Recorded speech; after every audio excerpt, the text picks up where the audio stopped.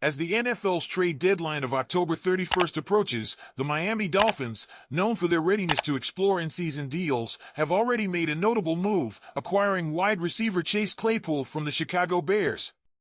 General Manager Chris Grier's proactive approach is no secret, having orchestrated a pair of deadline day deals just last year, welcoming outside linebacker Bradley Chubb and running back Jeff Wilson Jr. into the Dolphins' fold.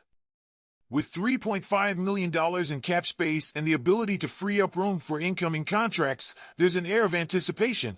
Could Miami be plotting another strategic move ahead of the trade deadline? Leave your like and stay up to date with everything that happens at the Miami Dolphins. Thank you. Now continuing with the news. 1. Bolstering the defensive line. Case 4. Despite glimpses of promise in recent games, the Dolphins have grappled with inconsistency on their defensive front. The addition of a defensive lineman well-suited to coordinator Vic Fangio's scheme could alleviate the workload on Christian Wilkins and Zach Sealer, who have shouldered significant snap counts.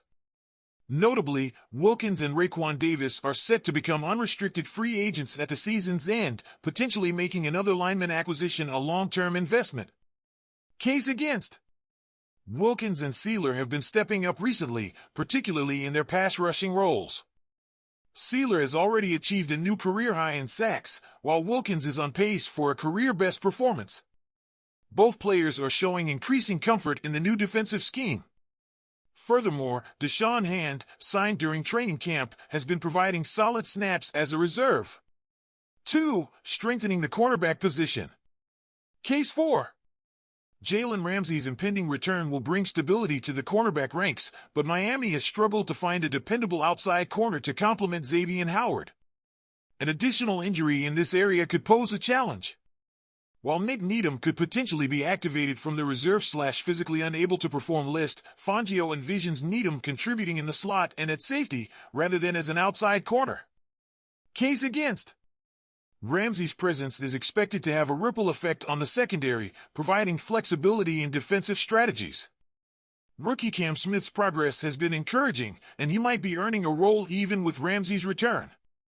The Dolphins coaching staff has expressed reluctance about mid-game rotations of cornerbacks, potentially rendering the investment in a reserve cornerback less appealing. 3. Capitalizing on excess talent. Case 4. As the Dolphins roster becomes healthier, certain positions could experience an abundance of talented players. Specifically, running back and wide receiver could become areas of depth.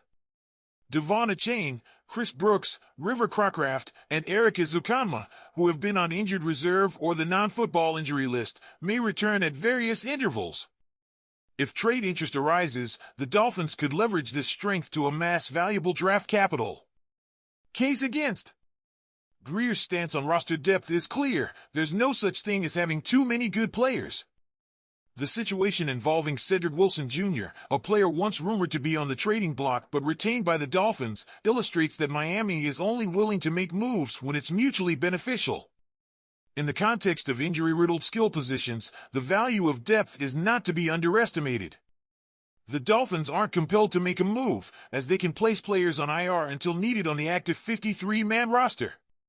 The trade deadline approaches with a mix of anticipation and reflection in the Miami Dolphins camp.